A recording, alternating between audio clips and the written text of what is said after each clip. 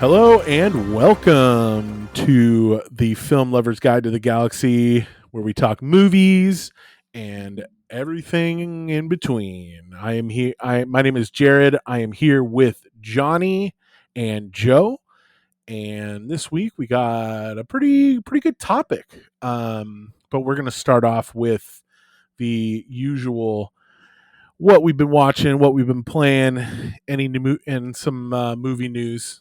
Hey Joe, what have you been watching this week? I watched the Bo Burnham's special Inside. Hmm? This was actually because what Dakota said when she mentioned she was talking about Inside. And I've been meaning to watch it, but I keep on forgetting that's available to watch. So I watched it. I thought again, I'm a big fan of Bo Burnham. I think he's a naturally very gifted singer. I think he has a very unique sense of humor, like a mix of dark and funny and yeah, it's hard to describe what it is, but it's also interesting that he did this special inside of a single room, not in front of a live audience. Apparently, this was also done over a period of a year, which is also crazy. And it was really fun to watch. I would recommend it to anyone that watches other specials. But that being said, I think there is um, a certain pacing that you have to follow if you do a special in front of an audience, because obviously it's all rehearsed and put together nicely and neatly and things like that. Whereas this one, um, it's like cuts of shit that he did over a period of a year. So, Do you you know, now? Do you think? Are you saying that's harder, or it's harder to have a stand-up routine? it's just different, I think, because if you have a stand-up routine in front of an audience that's supposed to be like a tight hour, like a 60 minutes of something, um, you work on it for a year and then you edit it down and you make sure your transitions are good and all that. Whereas this one, uh, you can do all that, but it felt like he was sort of losing his mind a little bit. But I think a lot of people were because of COVID, just sort of stuck inside and things like that. So Yeah, I would say the stand-up is way easier than something like this. interesting. Okay. Because like you said, like they're touring and touring, they're working the material, working the material, working the material. This he has no feedback. You know, there's no call and response. There's no hit of that laughter. Okay, that's working. Okay, that's not working. That kind of stuff, you know. Yeah. So Yeah, it's I can just see that. him, just hanging out doing his thing, editing this to himself. Like I can't imagine the self doubt that would go into that, like He's a self-depreciating kind of guy to begin with. yeah, anyway, but like imagine like you editing like a special. I know people say it's a comedy special. It's really not a comedy special, but editing this thing and you're like, fuck, is this funny? Is this gonna hit? Is this gonna bomb? Like that Yeah. kind of stuff, Yeah. I can you dig know? that. But What a lot was of your people have. favorite song? I like the internet song. And I don't know if that's what it's called. It's the one where he's like, "Welcome to the internet," whatever. I think it's called "Welcome to the Internet," and the other one is "White Woman Instagram." Oh, White Woman's Instagram is Yeah, it was really one fun. of the, It's if not the I best. think it's the best one on there. And then let's see, that I think those are the two that kind of pop because he has all these random shit in between. Those are the two kind of that pop up, and I think it was really funny to watch and really well done. And yeah, so that is my what I've been watching for the week. Nice. Johnny, what have you been watching? Just been reviewing back a couple of things with the topic that we have on hand. So I Yeah. rewatched all the Conjuring movies before I got to Conjuring 3. And when I Okay. say Conjuring movies, I mean just the main timeline. I ain't watching Annabelle or The Nun, that type of shit. So I rewatched those. I rewatched a couple of my favorite zombie movies just to get into it. And then yesterday I showed Dakota Army of the Dead, which she has thoughts, but this might be the best Zack Snyder movie I've shown her so far. Yeah, which I'll Damn, agree. Jesus, what the fuck? She doesn't watch a lot of Zack Snyder movies. no, she's seen enough to. Oh, okay, I think the only one that I haven't showed her is Watchmen. Uh, okay, okay. she enjoys this more than 300. She definitely enjoys it more than Man of Steel, apparently. So weird. Watchmen Uh, was just a little bit weird for me, but yeah. Yeah, I'm pretty much the same as you, Johnny. I've been watching. I haven't really been watching much else. Caught up on the topics for today. What else? What else I've been watching? NBA playoffs are going on right now. Been watching my usual pro wrestling, just that kind of stuff. We watched we started the documentary on John Wayne Gacy, the serial killer on Peacock. It's pretty good. I like true crime stuff. I'm excited to get more into it. Um, but yeah, it's been a pretty slow week for me as far as internet or not internet, but movies and stuff. But there was some movie news this week. One of the things that we can talk about. Rob Zombie officially confirms his next movie is The Munsters. Guys, how excited for you? For how excited are you for The Munsters? Because man, this could be real weird or real great or bad, just bad. Rob Zombie is a very eccentric director, to say the least. Telling me, man. I would tell you, like, I didn't get to see. I haven't seen Devil's Reject yet. I think that's what he did, but I saw the 2 Halloween movies that he did. Did you see House of a Thousand Corpses? Yes, I saw that too. Yeah, That's my favorite one of his. yeah.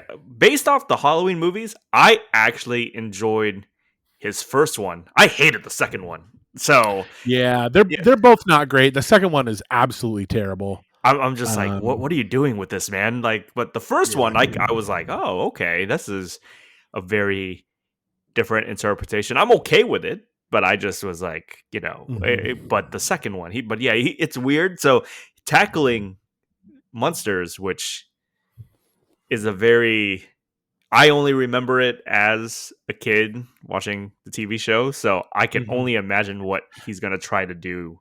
Uh, I I think he should go the route of the old TV show of where it was at, because it was always about the they're good people, because even though they look like monsters, they look different than everybody, but they're the white, like, American, kind of great core values, that kind of stuff. I think he could have a lot of fun with that and say something really, I don't know, important with it. Like, there's so much of that going on right now with the irregular immigrant things, like issues going on right now in America. I really think he has a chance to absolutely nail this. It could be a tight PG-13. I think if it's R, it's going to be bad. But it'll be interesting. He's definitely going to cast his wife. He's exactly like Tim Burton in that instance, where he always just casts his wife. yeah, And, guaranteed. um, but next bit of news, going off of our podcast that we just recorded last week, Cruella 2 is in the works at Disney. Cruella 2. I mean, that's just when she's older now. I'm gonna have to assume. I assume. Are we going to Uh, get the reason why she wants to kill a bunch of puppies in this one? Because that's the thing, right? Because that's what she's doing now. So unless it's supposed to be in between her Cruella and when she gets old, right? Just like the middle-aged Cruella. How much more in between can we get? so I read somewhere online that she was like in her 30s or There maybe is early 40s in the animated show. no, that lady was like 98, dude. She was, I mean, maybe because of the white hair, but she was like bony and like skeleton like in the animated one. There's no way. She Uh, was so she was supposed to be. Oh wait, yeah. So apparently she wasn't she like roommates with the wife? God, I forgot. It's been so long since I always thought that Cruella was like a like in the animated one, she was like a very very rich lady, she is. and so I, I mean, I all I remember is her just being very very very old. I feel bad saying that, but it's just what it is. There's a couple directions that they can go, right, with this, but I would assume that in the second telling of Gorilla, they have to you gotta make her evil at some point, which is really hard because how am I gonna hate Emma Stone? Like she kind of radiates like really Yeah. positive energy, so it's a little bit hard. Unless they somehow convince us that she really isn't going to be Cruella and she's gonna be Estella, and then like Emma Thompson comes back and it really is Cruella, right? And then she's the one killing the stuff. But Yeah. then that kind of ruins what we're That watching totally altogether. So retcons everything. they're painting themselves in a corner, but I'm interested to see how they're going to write themselves out. This movie has enough goodwill where I'm willing to see the second one. That's how much I thought enough of the first one. So I just found an article from in a 2002 Forbes article. They cited her as being 65 years old in the original cartoon animated movie. I mean, that sounds more accurate. Does that play to you guys? I don't know, man. I mean, if she smoked all the time and was angry all the time, and you know what I mean, She was like the Yzma before Yzma, you know. Just- Emperor's New I Groove. I can see it. Yeah, I just thought that it was really interesting that it got a second. It's going to get a second one because, like, what else could they do? And so this last bit of news is mostly for me because I'm a big Stephen King fan. But Brian Fuller, he did the show Hannibal and Pushing Daisies, is going to be directing a new adaptation of Stephen King's Christine. Christine is about a car that is inhabited by an evil spirit. And I'm here for it, guys. That is prime coked up Stephen King. Now, for those of you who don't know, I'm a huge horror fan. I'm a big Stephen King fan. I have most of his books on audiobook and a ton of his books in print. He's one of my favorites. There was a point in his life where he had a massive drug problem. I mean, he was so coked up. He doesn't remember writing the book Cujo. Like, he doesn't remember writing it. And that's one of his biggest novels, like early novels. And his early novels, when he was using drugs, I hate saying this because I feel like I'm glad he's clean. I'm glad he's sober. I'm glad that he is everything and doing well. But man, his old stuff had a fucking edge of craziness to it. The original, which is good. Yeah. Oh my God, it was wonderful. I knew about the ridiculous, like, is it cocaine that he was on? So his family had an intervention. I'm glad you asked, Joe. So King's family and his friends staged an intervention, dumping on the rug in front of him as evidence for his addictions taken from his office. There were beer cans, cigarette butts, grams of cocaine, Xanax, Valium, NyQuil, Robitussin, and mouthwash. I don't know how mouthwash kind of. Well, I mean, there's alcohol in mouthwash, so he's like, that's a big thing for people in AA. Yeah. I mean, I feel like for a lot of super creative, super artsy people, because I can't relate because I'm neither of those. It feels like they sort of fall into that trap quite often. You know, Picasso the one that cut off his ear, and so, you know, it's I'm sorry, that was Van Gogh. But you know, I think people have their vices, and just as long as it doesn't completely consume them or destroy them, and which this was. It was pretty bad. Consuming and destroying. I knew that it was pretty bad for him, and he produced some incredible work. It's probably not so good on him, I guess. I still really like his new stuff. I'm reading The Institute right now, and I highly recommend it.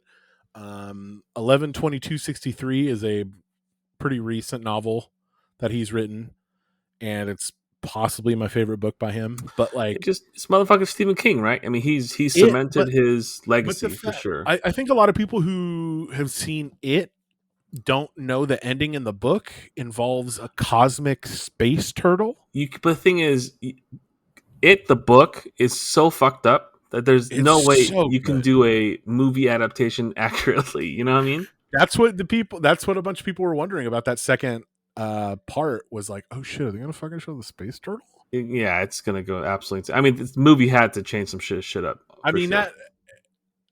that book is the only book to ever make me just go whole, like make like a complete like wide eye mouth like agape look while I was listening to it.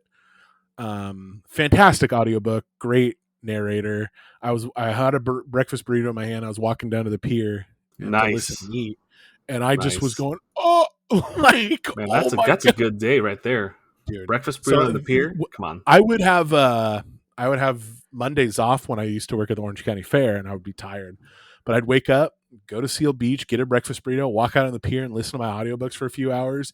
It was so nice. That's Highly some recommend that that's for some good shit. anybody who needs some decompression time. Assuming you live next to a nice I ocean. do it. Eh? You don't have to go to a pier. You can go wherever you want. Go to a park. Go to Yeah, you're right. You're right. mental health is important. Take care of it. So tonight we're kind of focusing on horror. Like I said, and we are going to start out talking. This week we watched a couple movies. One was the new Conjuring movie, the Conjuring 3. I believe it's called The Devil's. What was it? The Devil Made Me Do It. The Devil Made Me Do It. Okay. I'm gonna go on a fairly long rant about these people. Johnny and Joe, you guys can go first. What did you think of this third Conjuring movie, Johnny? First off, I am a big Conjuring fan. Now, when I say that, I talk about the main timeline, which was the first and second one. I think the first one was one of the better horror films I've seen in the last 10, 15 years. I know some people within the horror genre call it the fast food of horror films. You know what? I like McDonald's, Never heard of that. and I am okay with fast food at times, right? Quick, give me your McDonald's order right now. Give me Two that. McDoubles, a McChicken, and a large drink. Okay. No, man, give me quarter pounder, large fries. Huh? Got to get that guava and cream pie as well. Can we talk about how fucking good that guava and cream pie is? Jesus so Christ. damn good. It's so damn good. It's So low good. key. It's the best thing on the menu. It is. I'm a nugget guy. That BTS meal, I'm a big fan. Nice. But as we're going back to it, right? And I like Conjuring 2, even though I can tell they were setting up more spin-offs. But wow, these fireworks! I swear to God, man, Huntington Beach just been lighting it up. But I really enjoyed the first two. So coming into this third movie, I decided to go watch it in theaters because I feel like if I watched it at home, I would lose some sort of angle. And if I had to give it a grade, it's probably like a B minus, close to a C plus. Here's the reason why. I think it was a competently made movie. The problem I had, and I could notice, is that the writing team and James Wan was not there directing the movie. James Wan, first, second movie, there is such an art to how this man films and lingers on with the camera to build that tension. Keep in mind, this man, directed Saw. He did Death Sentence, which I thought it was a really good reboot of Death Wish. He unfortunately had to take over Fast and Furious 7, but that to me was one of the better action ones that Fast done. So this guy is a really good director, and he did what we talked about before, which was Aquaman. So, but his genre is really horror, and before he did the first Conjuring, he did Insidious, and I thought that was a really good movie too. So he knew how to play up when to hit those scares, because granted, like if you watch any Conjuring movie, it's a really like silent for a long time and they're just gazing, and the next thing you know, you hear a loud sound, right? In horror, I'll agree that it might be that's a cheap kind of like scare tactic, but in the hands of a good director, it kind of flourishes. This movie does that a lot, but it doesn't sustain the energy that I thought it did. The story was fine. There's a lot of things that I can tell that if they were to move one part here to there to make some connections, I thought it would have been a better movie. But obviously, without James Wan behind the camera and the writing team being a little bit different, this movie more aligns to the Annabelles and the Nuns spin-off versions of this main line rather than Conjuring 1 and 2. Um, I mean, I sort of give it the same grade. I, mean, I gave it a grade of a C plus. I thought because I watched. I don't think I've watched all of the Conjuring universe. I know that it's expansive, and I No think there's a need. ton. You're not Just missing much. just the first Yeah, and second one is I all you need to definitely. watch. Yeah, I watched Conjuring 1. I watched Conjuring 2, and I think I watched bits and pieces of the like Annabelle or Doll, whatever the doll movie is. And it was, really did interest me. But when I was looking into this, I was like, whoa, there's like a lot of movies sort of involved in this universe. But I thought the first two were done well, and I think that well enough. But this third one, I always felt like when I was watching it, it felt like a cash grab more than anything else, just because, oh, the first one did well, second did well. I mean, that's going to happen with any series. If the first two do well, they're guaranteed to make a third. And I know the third one didn't do so hot in the box office, but yes, it was released on whatever. But I just don't think it did so well. It's a weird, I don't know. It just felt a little bit bland. And it's not me trying to avoid being scared or anything. I thought the story was just kind of eh. I thought that just the whole concept they're trying to do on the third one didn't work so well. Um, it wasn't horrible to the fact where I'm turned off, but it definitely didn't pass the phone test for me personally. It definitely didn't. I mean, I was bored in bits and pieces of it. The concept of the devil and the daughter was just like, I guess it just it's kind of it was just very very lukewarm to me. So I just give it a C plus. Would I watch it again? Probably not. There's definitely horror movies out there like Sinister that I really liked that kept me on my kept me on my toes. Sorry, and really edge of my seat sort of thing. So yeah, this is not going to be very memorable for me personally. So Yeah, I this is by far the worst one in the series. Not a lot of scares, not a lot of it's just the opening I thought was I was laughing more than not when the kid did like so what happens in the beginning they are at an exorcism the two leads the Warrens um Ed and Lorraine and they're exorcising this demon out of this 8-year-old boy and stuff happens he's on the table they're doing the chanting yada yada his legs scorpion back in front of him and his head is like still in the same spot and the bones it made of it the noises it was awesome it was an awesome visual because they don't usually put kids in that kind of situation in movies like this like yeah they'll be possessed but it's more like just shaking and like the speaking in like a crazy tone but what was cool is is just you just look I'm just sitting there looking and going like holy shit this is hilarious Oh, um that to me, the funniest part in that first 10 minutes was like the plates flying and it just yeah like right smacked the just priest right in the head. And I bounces just that like, priest I bursted out laughing so hard. yeah It was funny. so I mean I have a big I don't like these movies in general. If in theory, I think they're fun movies or whatever, but I think so. The real Ed and Lorraine Warren were really like shitty people. They're hucksters. They are charlatans. They they faked all this stuff. They were the ones involved in the Amityville horror, original Amityville horror. Uh, Annabelle is like a thing. They like have the doll, the Enfield poltergeist, and all these really famous hauntings. But at the core of it, they exploited these people. They took their money, and they were con artists.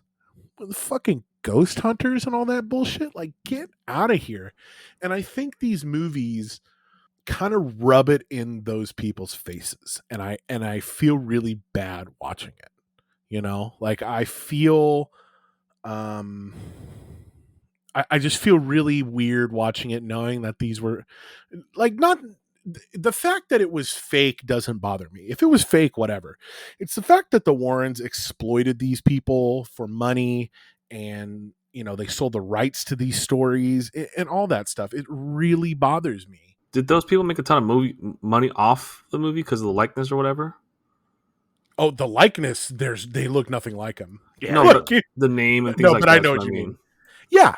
They had to. They licensed their name. They're given all this other stuff. The worst. And also, I hate how they're portrayed as like the Christian superheroes. Yeah. I hate that. I hate that. They're Like, giant shitheads. like it's so like it's I'm not a religious person. We can put that out there right now. If you are, cool. You do you.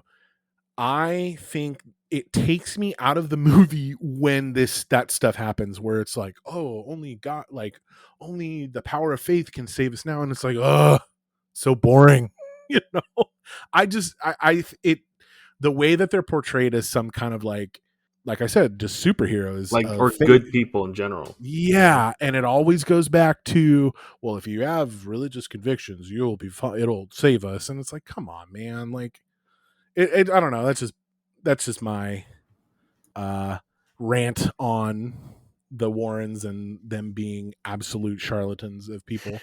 I think that's one of the things that this third movie kind of misses, is because in the first one, you just see both Ed and Lorraine come in and they kind of do their thing, but there's a kind of earnest love to them. The second one, it kind of tested it, right? I actually like the second one a little bit in terms of like they kind of push back on like there's always a skeptic that does it. Now, granted, the movie is saying that they believe more in the Lawrence than the other one, but I like this. For some reason, this movie just kind of had both Patrick Wilson and Vera Farmiga just there. I'm all like, dude, like, yeah, these people are here because we're here for the crazy story, but the first two movies was really grounded in their acting, and you're not giving them anything to really do, more or less. Like they were doing stuff, but it was just so, I don't know, perfunctory, right? It's just there. Okay. And also, like the first two movies, I think worked because it was in a very isolated place. Both of them took into houses. Here, they're like going back and forth and stuff, and just didn't work in reference to that. And there just wasn't a lot of spooky scares. Give me some spookies. Like at least, even if it wasn't scared, like I have to feel the tension. For it to happen. And there was just, I think, only one time where I actually was like, oh, this is pretty good. And that's when she was like down in the basement the first time and surrounded by like these rats, and just kind of uncovers that urn or the cup or whatever that witch is thing. I thought that was actually well filmed, but everything else was like very by the book, if that makes sense. Right? Like it got so boring when in the beginning when the sun is looking through that little hole. Yeah. I wanted to time how much silence there was. I like fast forwarded it a little bit, and I'm just like, fuck, this guy is still looking through that hole? And then it's just like a weird little dumb payoff, and it's like, come on. Right. So I don't know. I think I like seeing these movies. I like being scared, like I'm still playing Resident Evil Village, and it's like spooky fun. And this doesn't do it for me. This kind of shit does not do it for me. I saw someone on Twitter talk about how The Exorcist was like, what was it? The Exorcist was like one of the last great horror movies. The fuck are you talking about? The Exorcist? Oh, that's a boomer right there, if I've ever heard of someone doing that. I mean, I think the genre of horror has changed a bit, right? Like we were talking about before. Like to me, Hereditary is probably the last best horror movie, and that came out a couple of years ago. Insanely good, right? That's what it was on Twitter. I was looking at the exchange, and it was like, oh, it's the best one since The Exorcist. What the fuck have you been? Yeah, they're crazy, right? Because like I can name, like, let's see, there's Hereditary, like I said, Conjuring 2. This is in the past 10 years. Still like Sinister in my You book. you have Insidious that's there as well, but then you have the newer ones, right? You have The Witch. You got Midsommar was not your standard Midsommar was horror, like a mind fuck. The whole but it was thing. like it's like this slow creeping dread where you're like, oh fuck, that yeah, dude's skin is in that wheelbarrow.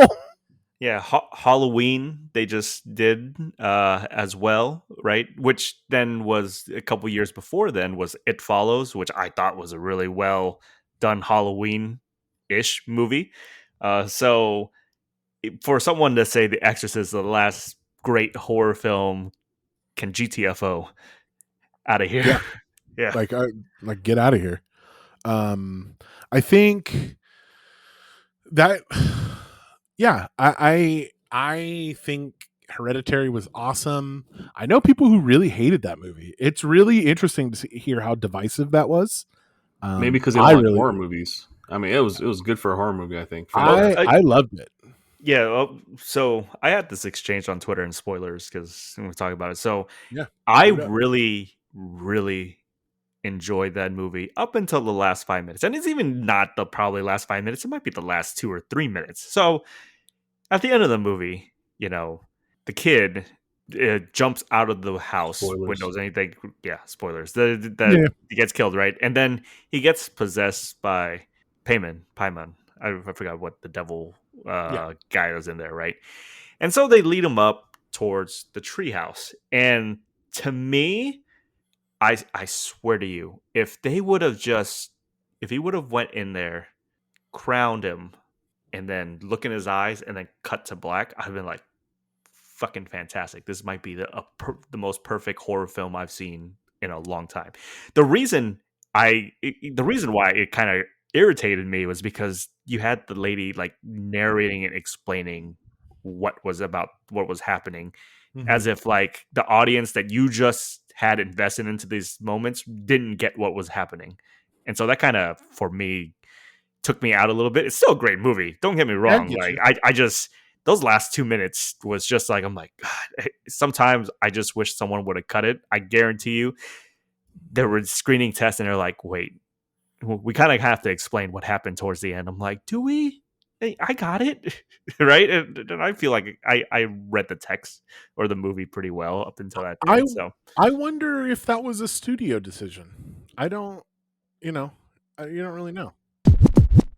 Yeah, so that leads us to our next movie that I recommended that we talk about. And as you guys might know, listeners of our podcast, I am not the biggest Zack Snyder fan. what? I think he's kind of bad. People this last week were talking about how good Sucker Punch was, and I thought I was taking fucking crazy pills. Yeah, And I take crazy pills for my for my anxiety. But I was sitting here going like, Sucker Punch, what, like, of all movies to talk about to make a gift for, like, come on, like what? Uh, but so I sat down to watch Army of the Dead, not having high hopes. I will admit I watched it while playing some video games on my second monitor, But I will say it might be his best movie since the Dawn of the Dead remake. That's not to say I didn't have some qualms with it. I think the overuse of the depth of field tricks, the bokeh in this movie are fucking crazy. Like, like the depth of field of the focus and unfocused background, foreground, that kind of stuff. I think it's insane. Um, there was a news story that came out that he said he banned the use of chairs on set because he wanted to make people uncomfortable on set. Fuck off, bro. Like that's some, like I can't get behind that stuff. I also think my huge criticism of the movie was that nobody, I mean, spoilers here, the movie is about this plague that breaks out. There's zombies, and this it's basically a heist movie where they get this team together to rob this bank of these casinos in zombie overrun Vegas before a nuclear weapon blows up and that kills all the zombies. Yada yada. You've heard it before. The problem with this movie, in my mind, is that nobody got a big W. Nobody got a win, and they needed it. You know, But that's like zombie. I mean, a lot of zombie movies are like that. Everyone loses. I know, You know what I mean? I know that not everyone. They don't lose in everyone, but I know that Zack Snyder was really using this movie to work through his feelings with his daughter. That's the Dave Bautista character. I will watch Big Dave Bautista in anything. He is great. He is fantastic. He has shown that he's got comedy, great science fiction chops. He's gonna be fucking amazing in Dune, everybody, as one of the Harkonnens. Really likes to do. um I just think that movie was begging for somebody there to get a win, at least some feel good stuff, and I don't need that, but I think this movie would have I would have liked it better. Also, I didn't need to be 2 hours and 28 minutes long. Could have What cut would at you? least. I don't know, man. I don't know. Like I'm not an editor. I just feel that it was a little too long. What would you give it for a letter grade?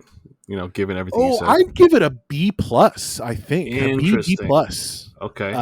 And even with those qualms, I thought it was absolutely fine. I think it might. I think it's better than. I don't know. Is it better than the original Dawn of the Dead? It's been a while since I've seen it. But anyway, I don't know. it's not. I don't think it is. But I I don't know. What did you guys think of it? I don't know. I didn't really enjoy it. Yeah. I sort of gave it the same letter grade you gave it. I gave it like a C plus, and the reasoning is really, no one won. I just thought the overall initial concept was sort of okay at best. I understand it's a heist movie, but it's not like it didn't take the elements of the heist movie that's interesting. They combined the heist. What is interesting to you about a heist movie? I think in terms of heist, you got to have, especially because I consider like for example, Ocean's 11. You have a lot of characters. Well, yeah, true, but you have a lot of I don't know, professional thievery. Oh, okay. Sort of thing. I really like the idea of they found this guy who can crack a safe and he really went hard on the safe and blah. That's great, but but they didn't really spend much time on that, which is it is what it is. So it took the concept of a heist. You would have liked them to focus less on the action and more on the actual logistics of the thieving. Well, again, that's hard to say as well because I went into this thinking it's a zombie movie. So I mean, if they just did the bland heist with the very good zombie part of it, that would have been fine too. It's just that they sort of to me they half-assed both. I thought that the weird zombie love interest, not really sure why that even needed to be a thing. It's Zack Snyder, man. Also, I thought the whole how there's like that king zombie within the whole zombie hierarchy bit was it's cool, but I wish he fleshed it out. I wish if you're gonna make that. Make it fleshed out. I thought having the zombie lion was pretty cool. It fucks everyone up. Do you think he had too many ideas in one movie? It's likely. It's very likely. I wouldn't be surprised. Well, do you feel that he had a lot of really cool concepts that he just tried to cram into this one movie? But it's already It's already 2 hours and 20 minutes. Well, yeah, right? That's what I'm asking. Do you think it would have been better if you would have edited that down? Or yeah, so you know how some people say if you go to a restaurant and it has a billion things on the menu, it's probably not a good restaurant. You want to go to a restaurant that has 10 things that they do really well. So I think in terms of this, what was the last amazing buffet you went to outside of right, Vegas? Exactly, right. So I'm a big fan of Bautista. I think everything he does, I'm a big fan of. There's like just a lot of random small things I didn't like why have a quiet long conversation mid heist while a nuke's gonna come hit you in Mm-hmm. less than an hour. I'd be freaked the fuck out the whole time, high strung all the time. Mm-hmm. I was also not very happy that the Japanese dude never got his comeuppance. Like he just got away with it. He just like walked away, like no revenge whatsoever. Becomes Um, Scorpion later, so uh, yeah. I it's sort of it just felt very dysfunctional. So I I don't know. I think Dawn of the Dead was good.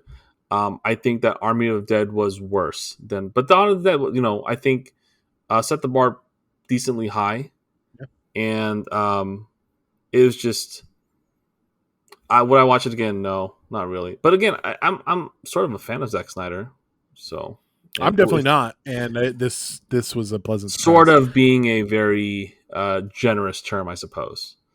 What Um, what about you, Johnny? What did you think? I am a fan of Zack Snyder, Uh-huh.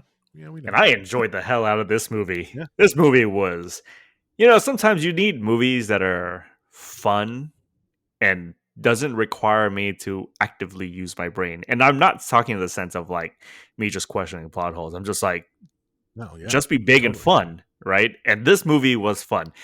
I love the opening credits to this movie, man. Like setting up how what we see as the team, how the zombies kind of do, and kind of doing that. I thought that was pretty fun.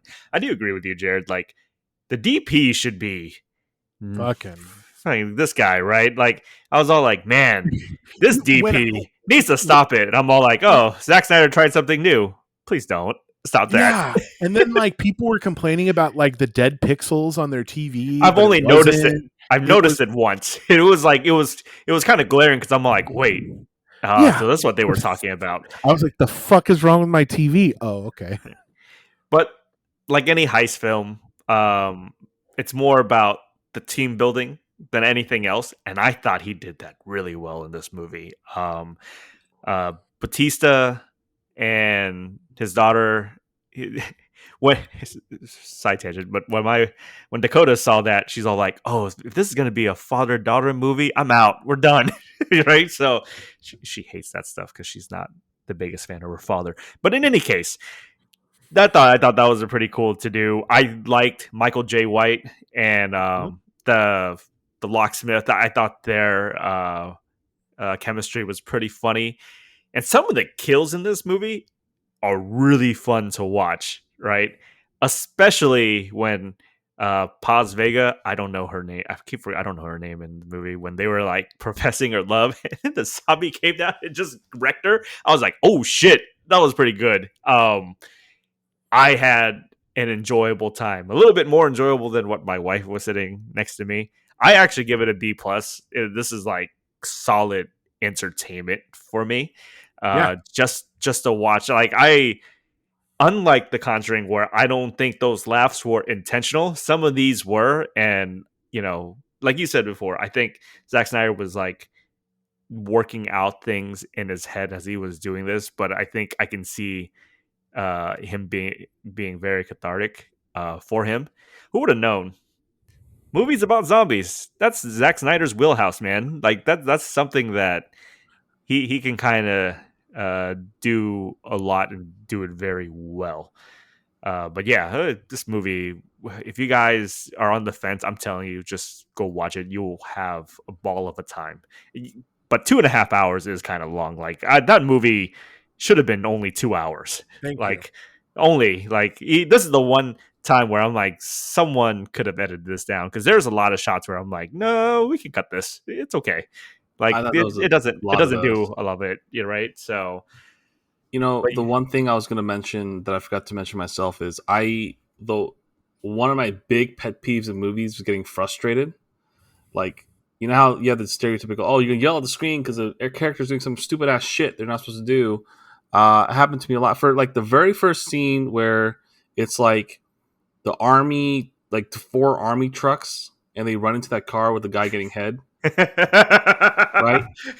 I'm not frustrated at the guy getting head because that's just a movie, whatever. That's some bullshit. The thing is, there's headlights coming to the two dudes talking for a good like 10 seconds. You fucking kidding me with that shit? One, two, and this is just the beginning scene. Like the counter, the giant thing explodes, and the zombies wants to come out, and it's always some bullshit, and it pisses me off so much. He goes, "Yeah, stay the fuck away from the thing." Wait, what? What'd you say? What do you mean? Mhm. Like, why is that a trope in every fucking movie? Like, I don't get it. Like, and just general stuff like that. Like, you know how if a character is standing and you see like three people just running the fuck away in the opposite direction, he goes, "We gotta run. Why? Explain." No, just run with them. Like an average person would react, is what I'm saying. So I just don't like those tropes in those movies, and I don't like that he used that in the movie. And like you guys said, with the cutting down the movie, that first part could have probably been cut down and removed. Like, what was the point of the guy getting head?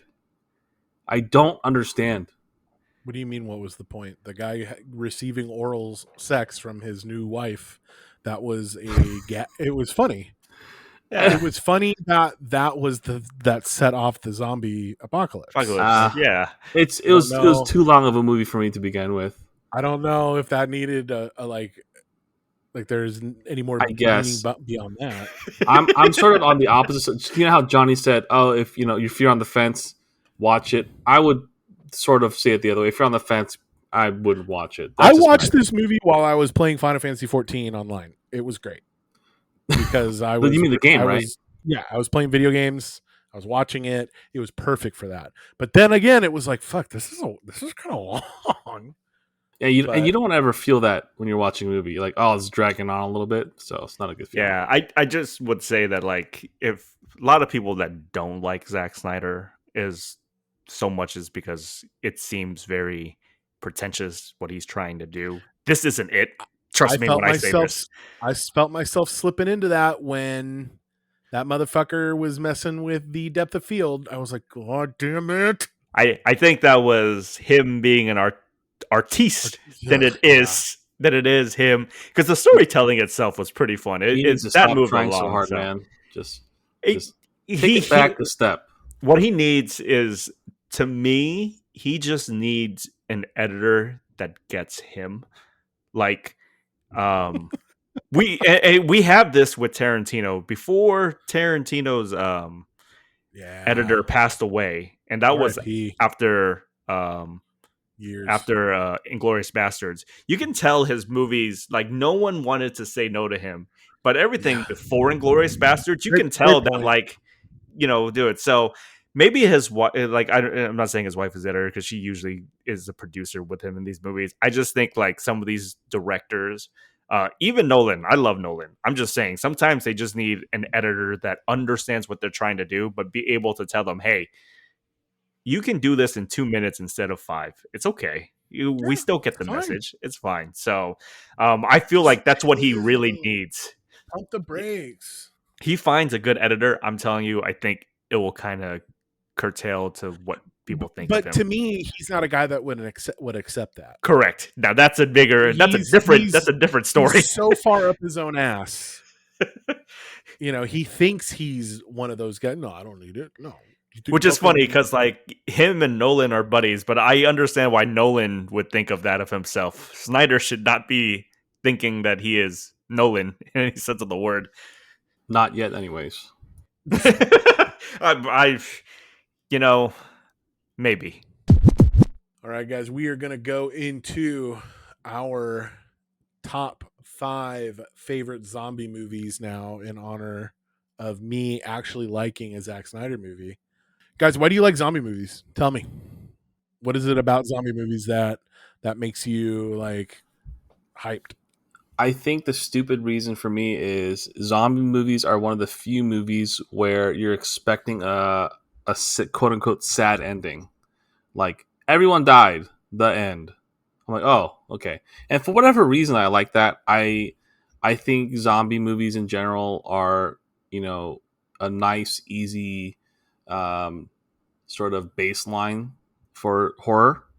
And you can do it well. You can also do it terribly. But it's a classic, movie trope, zombies. So I very much like it.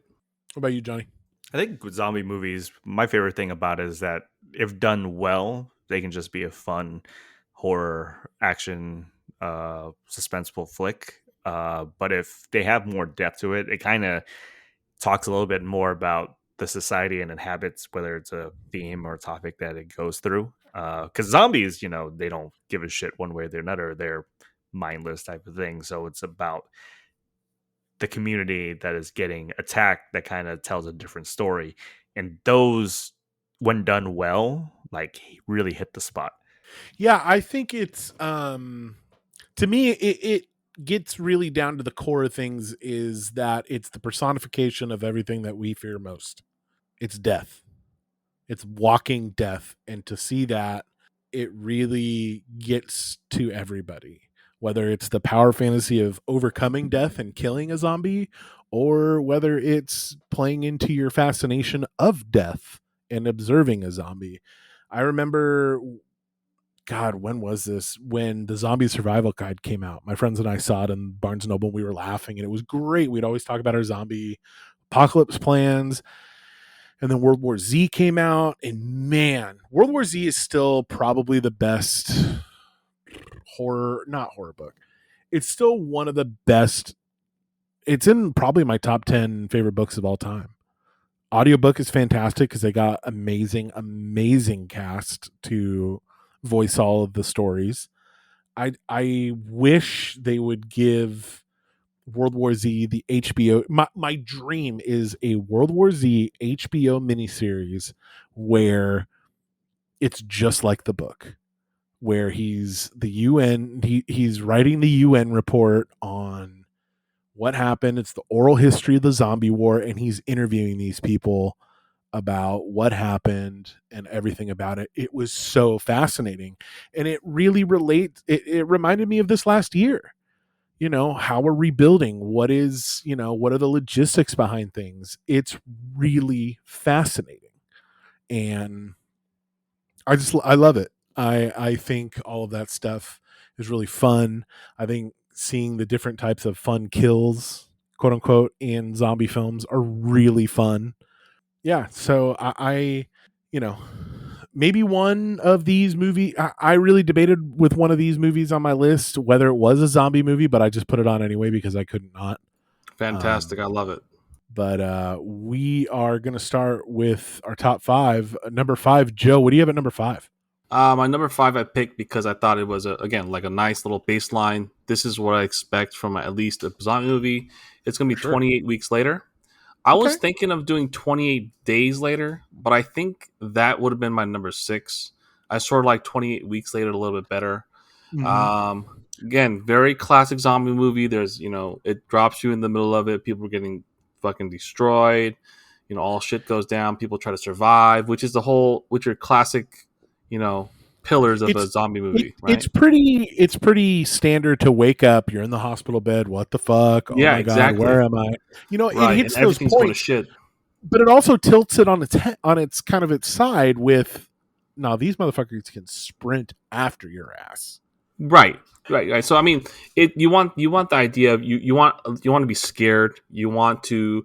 It's basically a survival game you're watching, and I also like this because spoilers at the end. It's like the zombies still never went away. It's spread to fucking Paris, and people are getting still shit on. We're trying to figure it out, sort of thing. So I thought it was a very good starting point for what zombie movies should be, and you can sort of build on top of that. So that's my number 5. Great one. All right, Johnny, you're up. So I actually have the opposite. I have 28 Days Later as my number 5. I just think Nice. it was just the invention of like fast moving zombies. I was like, oh shit. The world felt really gritty within this first movie. Danny Boyle just knew how to film the action and the terror, and starring Cillian Murphy before I knew who he was, which most people will know him as Scarecrow up to this point. But yeah, things that Joe said about 28 weeks later, I think was done more effectively the first time, even though my boy Idris Elba is in the second one and not so much this one. But I mean, it gave me a young Naomi Harris who will become Moneypenny in the new James Bond movies. Mm-hmm. I very British movie, right? But I absolutely adored the first one because it was very different in terms of the rest of the other zombie movies that I've seen thus far up until that point. So give me 28 Days Later. Yeah, I originally saw 28 Days Later and I was kind of bored by it. It was really slow in parts. But I rewatched it a number of years later and I grew to appreciate it. Man, Danny Boyle, what an interesting career. You know, he bounces around quite a bit.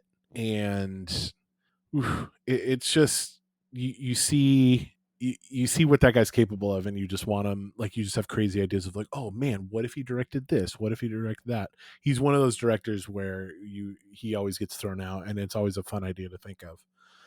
My number 5 is kind of a crazy one. A lot of people don't like it, but mine is Return 1985's Return of the Living Dead. And this is a crazy one because it has to, like, the zombies are pretty indestructible in this one. People really hated it. There's like a famous scene in a graveyard where these punks are hanging out and they're dancing and like this, it's real stupid. It's 80s. There's gratuitous violence. There's like some, you know, just crazy stuff. Some of my favorites are the kills in there. The moment where they burn one of the zombies and cremate it, and then the little zombie fragments go in the air and they breathe it in and it kills them. Just that kind of stuff. I love that shit. It's not a serious movie at all. And I think more zombie movies could do with that, like that real tongue-in-cheek kind of like not taking itself too seriously. Like, this is campy as fuck, I'm not gonna lie, but I really like that about it. I saw this movie way too young. Again, that's just kind of like the theme of my movie watching career. I saw this movie way too young, and I remember seeing the girl, like the punk girl, take off like her leather clothes and like dancing naked in the graveyard for some reason, like to like a punk song, and then like zombies come out. It was hilarious. I just think like that kind of stuff sticks out to me, of it being like a crazy 80s movie with zombies, and I love it.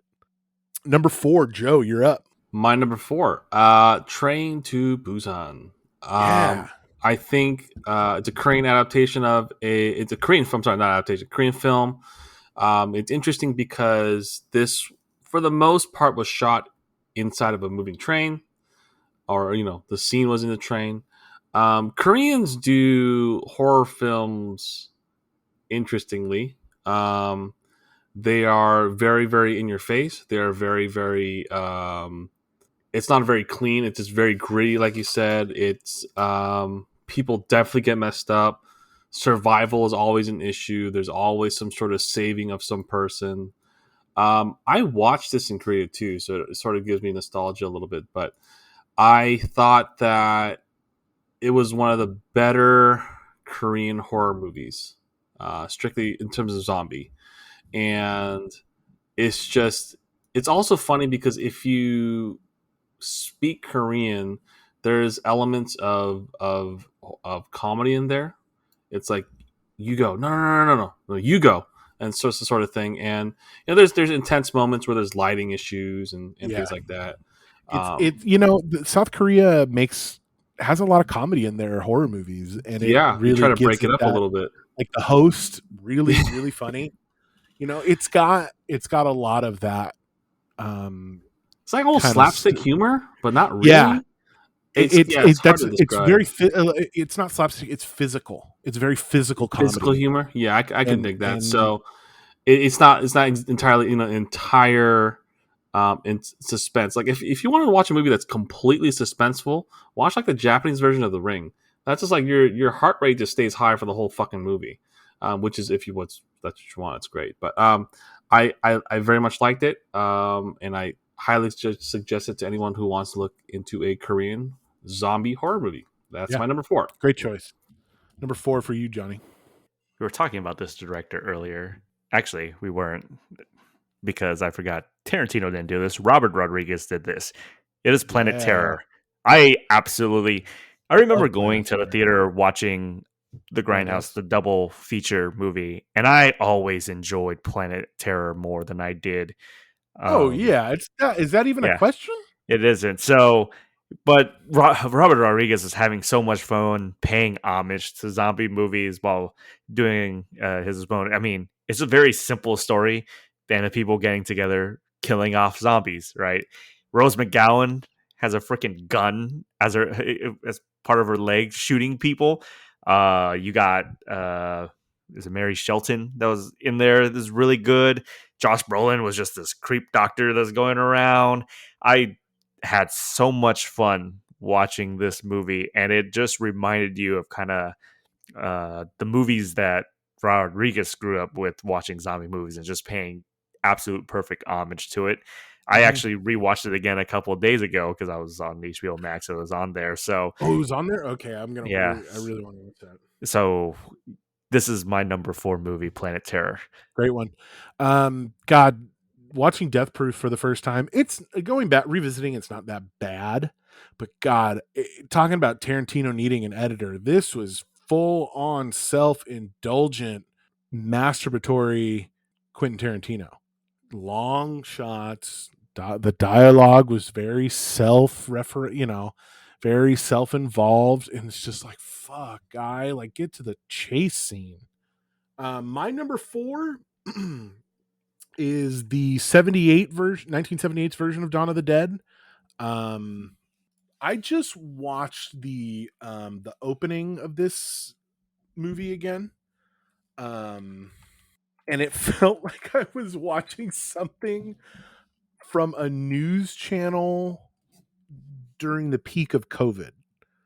These two talking heads fucking going at each other, the media at a high pitch, like, oh, we gotta keep this on. Who's gonna watch it? The ratings, blah, blah, blah. And so all of the military stations and everything like that have been overrun, but the news are still pointing their people towards it, the civilians towards it. And the lady goes, hey, what the fuck? Are you okay with people like sending people to their death? And the guy's like, we got to pump this message out because people will watch. And it's so indicative of where, like, this movie was made in 1978. It predicted how this shit is going right now.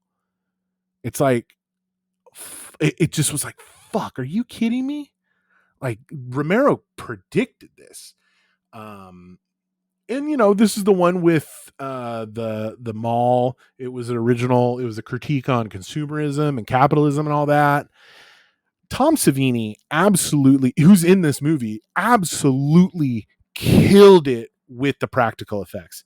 I love the effects in this movie. You watch it and it's kind of cheesy. Yeah, the bright red blood splattering everywhere, but it's so visceral and real and gritty. And I'll take this over Walking Dead any day because it's I mean, so fucked up. it sounds like you really like the mega violence in a lot of these movies, although it's And common, right? it's common, but I think I don't usually like violence like this, but I know what I'm getting into when it's a zombie movie, and it's funny to me, like a lot of it. But this isn't as funny. It's really like, because at the time he was dealing with a lot of practical effects, like, like balloons exploding or with like blood, all that shit. But you watch this and you're like, oh, like you're kind of like wincing because of how gnarly it is. Tom Savini is one of the greatest practical effects practitioners in film, and I wish more movies use practical effects. I think they look way better than CG. I think, yeah, I just wish that were the case. We're moving into our top 3 right now. Joe, what's your number 3?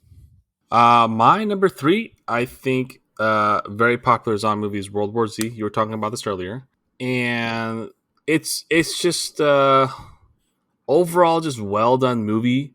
With I like Brad Pitt in it. I like the just overall concept of it. Um, the storyline was put together very well. The movie was, I think, shot very well as well. I think that how it the storyline of how it got bad to how it can get better was put together very well, and I think that was just very well received in overall. Um, I when I was watching this movie, I think throughout the whole time, I I enjoyed it. I never was bored at any time, which is a good limit test for me personally. Just overall very much enjoyed the movie. Just I don't know what else I could say about it. World War Z, and also like I think when I first heard the movie with Brad Pitt in it, I was like, oh okay, because I'm a big fan of Brad Pitt. Did not disappoint, and I think that a lot of people would agree. So World War Z for my number three. Yeah, that's a good pick. I think I was really happy with how serious and yet kind of actiony it was as well. Brad Pitt was a great person to cast in that role. I just wish it was a little less popcorn action flick and more closer to the book. But I mean, it was yeah. No, it was you're not catered going to to the get that. general audience. Yeah, I'm absolutely. basically the general audience. Yeah, it's it is what it is. All right, Johnny, you are number 3. My number three is the first of the Cornetto trilogy. It is Shaun of the Dead. Yeah, I buddy. think this movie not only is hilarious to watch, I think Simon Pegg and Edgar Wright writing the script together, you can tell how much they love the zombie movie genre. And not only did they kind of do a very like a very fun love letter to them, but they kind of help advance it. They took aim at some of the tropes that most of the zombies did, just kind of flipped on their head, but they did it with love. It's not like they're saying F zombie movies. Like they took their time to kind of run through it. And then, this is when Edgar Wright's like kind of attention to detail and humor kind of goes through as it kind of shows. So for me, Shaun of the Dead is one of my favorite zombie movies simply because it understood the genre itself and wanted to pay homage to it. Great call. Yeah. I'll be speaking to that more later. But my number 3 Joe already talked about it, but Train to Busan. Nice, very nice. Yeah, man, it took a lot of the the the tropes, pregnant woman, dutiful husband, check, workaholic dad and young daughter, check, tragic teenage lovers, check. But it's still good. Like there's a reason why those things are tropes because they work in the genre. And I really liked the physical comedy that you said kind of tied in. I really the choreography of the action in the movie was very good, if that makes sense. I just loved how intense it was. It's what you would expect from a South Korean zombie movie, and it delivered. I highly recommend watching it.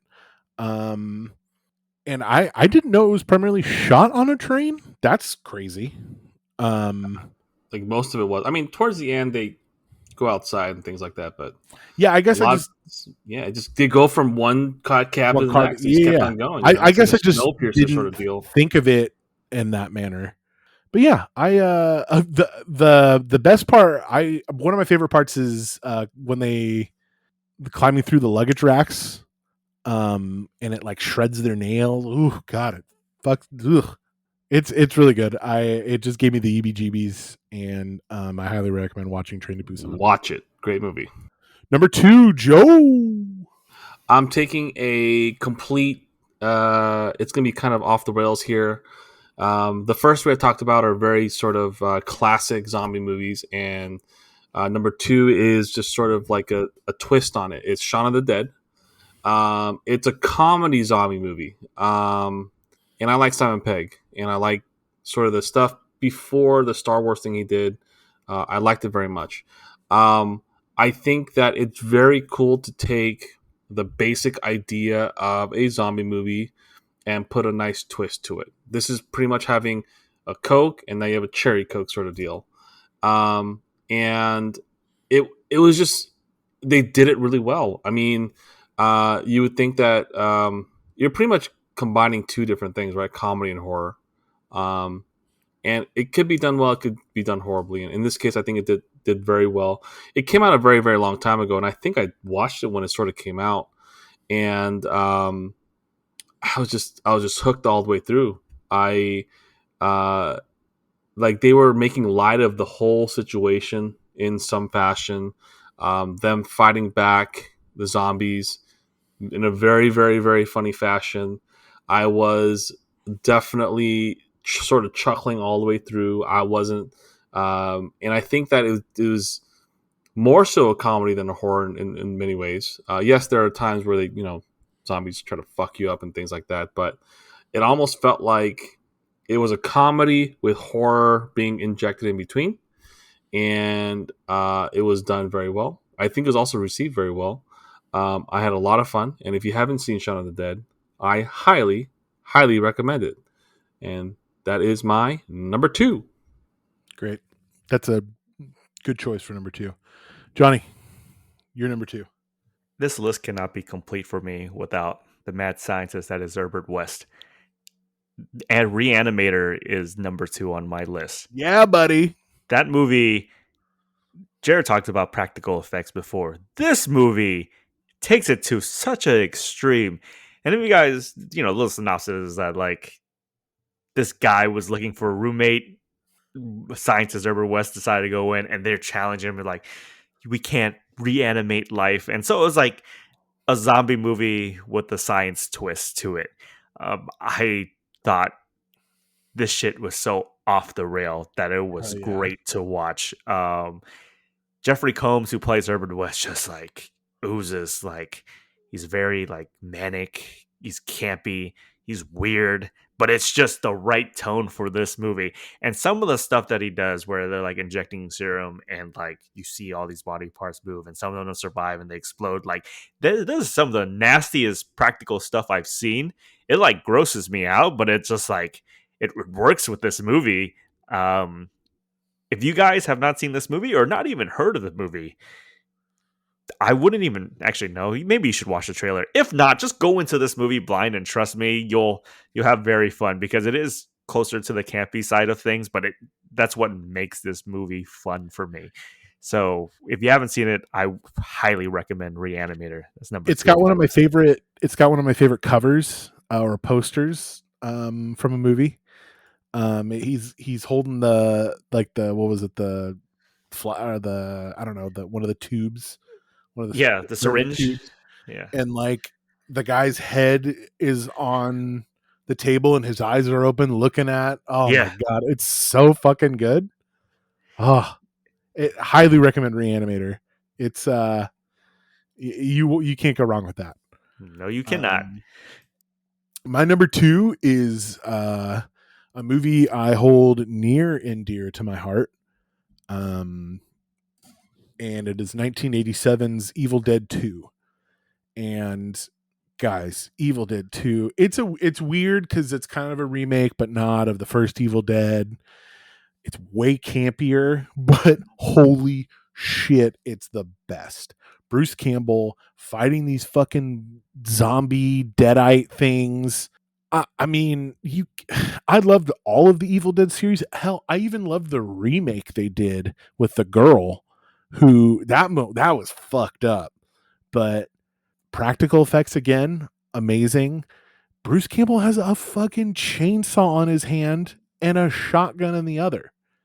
They go to it's a cabin in the woods scenario. Dead, people go crazy. They turn into zombies and he's got to fight him. It's absolutely fun.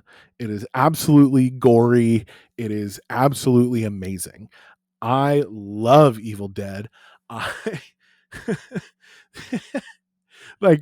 Just when they play the recording from the Necronomicon and everyone's like, they're like, what? And it's so campy and great. And man, it's got that feel of Reanimator of they are just having some fucking fun making this movie.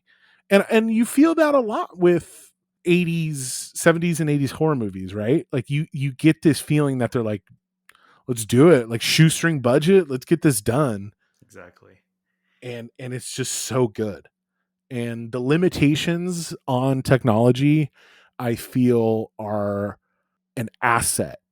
It is the limitations that they had making these movies made them better, instead of, oh, let's just fucking CG it, whatever. Throw, shitty CG, whatever.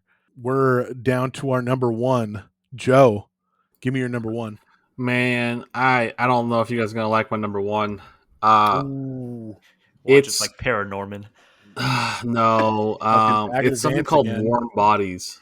Oh, hey, Warm Oh, Bodies was great. Awesome, awesome. It's just it's such It a was weird take. adorable. Yeah, so if none of you guys watch Warm Bodies, it's basically about a guy who it's in the perspective. The main character is a zombie, and you hear his thoughts in his brain, and he falls in love with a regular girl, and he slowly starts being unzombified. I just thought I liked it because it was like a unique take. You don't see a lot of zombie movies where the perspective is from the zombie, right? It's always from the guy with the gun or the big U.S. government or the helicopter or whatever that's fucking the zombies up. But I think it's really cool. I think that it humanizes a zombie in a very cute way. I think it's again, don't get me wrong. It's basically a romantic movie. I thought that when he slowly changes back to human, like little bits and pieces of him slowly change out, and that's why it's called. He's slowly turning warm because zombies are cold. But I don't know. I just Nicholas Holt. I I liked him in this movie. I thought it was done very well. I thought that just the original. I don't know if necessarily is a completely original idea, but it felt like an original idea, and I give a lot of credit when that happens. Whenever I see a movie with a classic genre with a unique take to it, I give the movie a lot of props. And not only that, they did it well. I was When I first heard about this movie, I watched it without watching any trailers. I didn't know what I was expecting. The first scene is like, "Hello, I'm a zombie." I'm like, "What the hell's going on? What is this?" And I slowly got into it.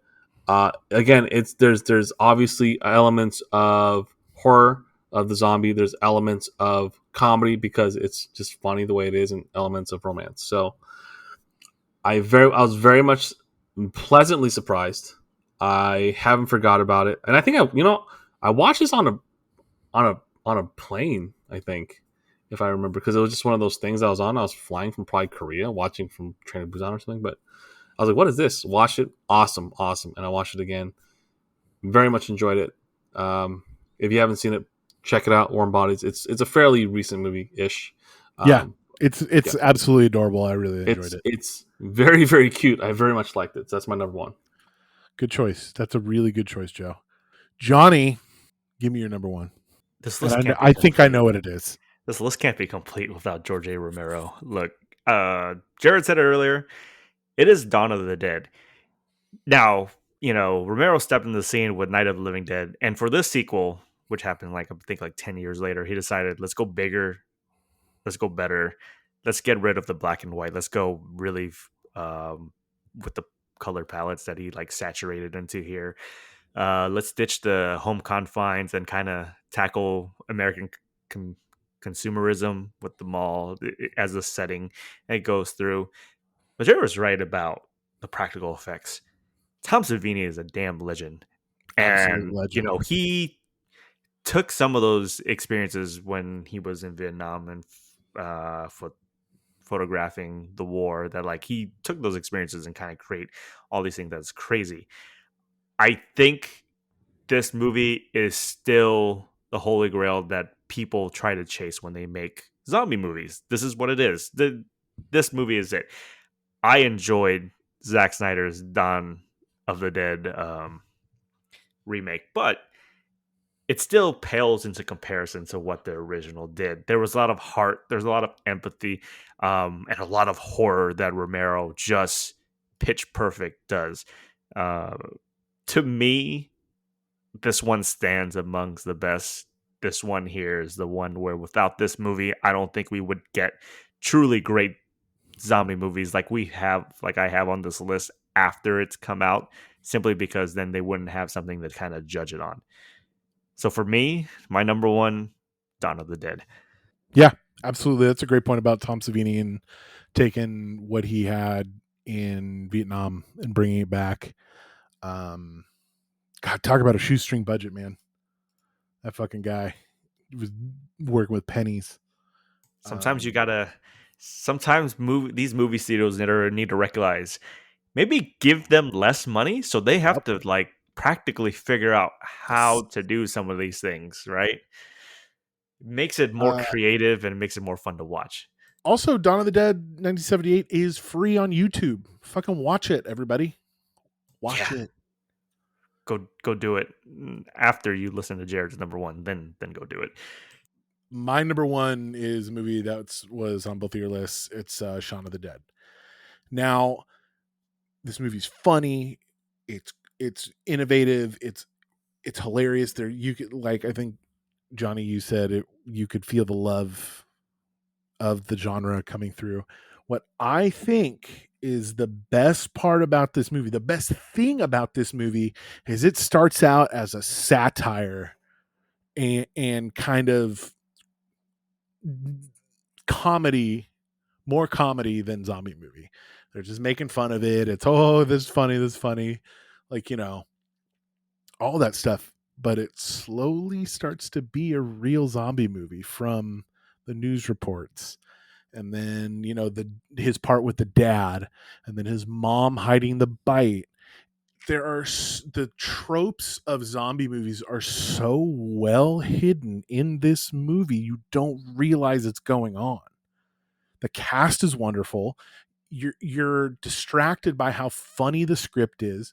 You are invested in these people as characters, and the zombies at some point are kind of like a second thought of, like, they're in the foreground, but they're also like, oh man, like, I care about Sean's a piece of shit, but, like, he's our hero, and how is this going to turn out? And then they get to the Winchester, and then it's full zombie movie after the best scene when they beat up the zombie with the pool cues to my favorite Queen song. When they pull that guy through the window and reach into him and pull his guts out, I saw this in the theater and my eyes were open. I was going, oh fuck, it turned the corner into full on horror zombie movie. And for it to slowly creep into that and make you buy into it as much as it did, and then be like, all right, we're a full on zombie movie now. I loved it. I think it's a masterpiece. It's my favorite zombie movie. I will watch it whenever. I think, boy, it's not better than Hot Fuzz in the Cornetto trilogy, but it's absolutely up there with it. Shaun of the Dead is, you need It's to so watch it fun if to you haven't. watch. It's so fun. Simon Pegg, man, love it. Well, yeah. So that's everybody's top 5 favorite zombie movies. Thank you for listening. We this has been the Film Lovers Guide to the Galaxy. Joe, why don't you get some plugs in, buddy? Plugs. If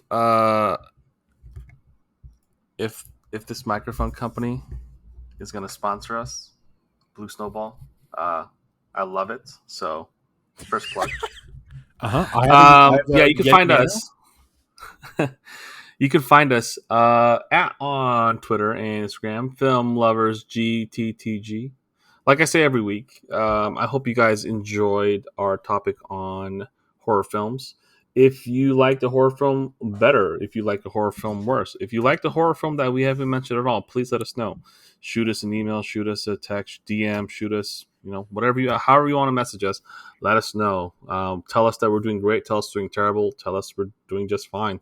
We'd love to get feedback, so you can find us there at Film Lovers GTTG.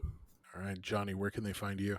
Yeah, you can find me on Twitter, Instagram at JNO11, JNGO11. I'm just there, just talking shit. It's basketball season, replying back to movies, trying to build up more social media presence when it comes That to those clout. things. Yeah, so if you guys want to interact, you can go there. Let me ask you guys before Jared plugs in. I had this picture here, and it was like the Matrix. It's like the red pill or the blue pill. If you take the red pill, Leon the professional. Red pill is Leon the professional. Blue pill is Logan.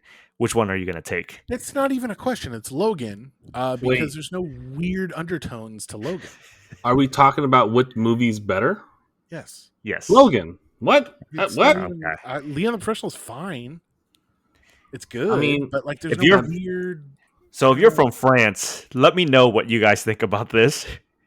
But it's just, is that the one with Natalie Portman, right? As the little girl? yes, Just her debut? I don't know. Honestly, I watched it because, it's her debut. I'll check it out. That's really about it. I know yeah, the you didn't movie's watch good, it. but Logan's better, in my Didn't opinion. watch it for Gary Oldman. That guy's a That man guy's a of the game. chameleon. You can find us, or you can actually email us questions. If you give us questions, we will read it on the air. Nothing would make me happier than doing that. You can email us on Gmail at filmloverspod@gmail.com. That's filmlovers, LOVERS pod at gmail.com. Send us the letters. It'll make me very happy. For the Film Lovers guy, from the Film Lovers themselves, Jared, Johnny, and Joe, thank you for listening. Have a good week, Galaxy Brains.